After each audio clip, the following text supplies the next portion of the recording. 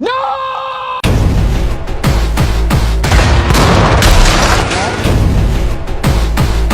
about this? The U.S. Park Police are... Let's start by storming Blackgate! Together is a 2021 independent drama. It is about a couple during the pandemic as they are living together and going crazy together. This is a movie that all I really knew is that, as well as that it stars James McAvoy. And honestly, I think that going into the movie, if you are an adventurous film goer, that's all you need to know going into it. But if you're someone that wants to know a bit more, I think it's something that's kind of important to where you do listen to this review, because there are some things that are going to turn off the average viewer. So the first thing I want to talk about is the positives. And in terms of positives, one thing I really liked was the breaking of the fourth wall. This is something that is going to turn off a lot of viewers because the movie is completely breaking of the fourth wall. There are 95% of scenes where literally characters are looking into the camera and talking to us as the audience and giving us exposition as well as background information whilst at the same time arguing with each other. I personally dug it quite a bit, but I understand why some people might not like it. I found it to be quite impressive because it's dealing with camera work, acting, and dialogue. And the dialogue was constantly engaging, for sure. There were some lull moments, I will say, like towards the middle part, but for the most part, it was quite engaging.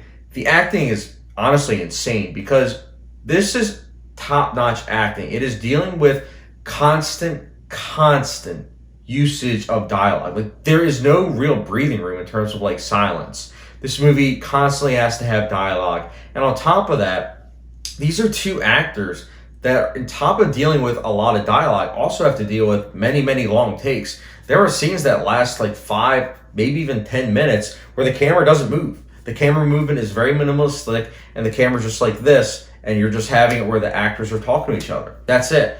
I personally really liked that approach because it made it feel like a play.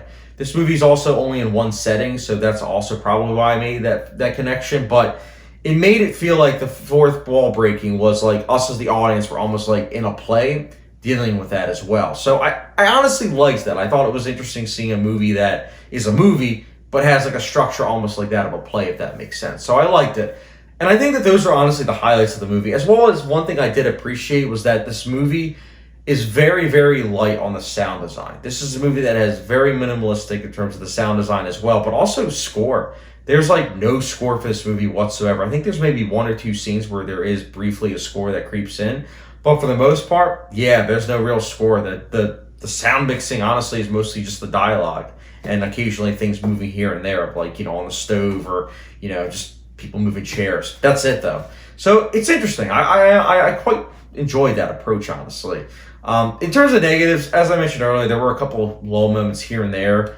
And I do think that the movie, despite it being 87 minutes long, there were times that it did make me feel like the movie was a bit longer than it actually was, which is never really a good sign. But I also don't know if maybe that's because like towards the end, it's not that I checked out, but I wasn't as interested as I was early on because, again, you're dealing with a structure where it's like, again, long takes, heavy dialogue. So it's almost exhausting, but I feel like that's kind of like the point as well. At the same time, like in the back of my mind, that's what I tell myself because, again, you're in the shoes of just watching this couple essentially just argue and fight and everything.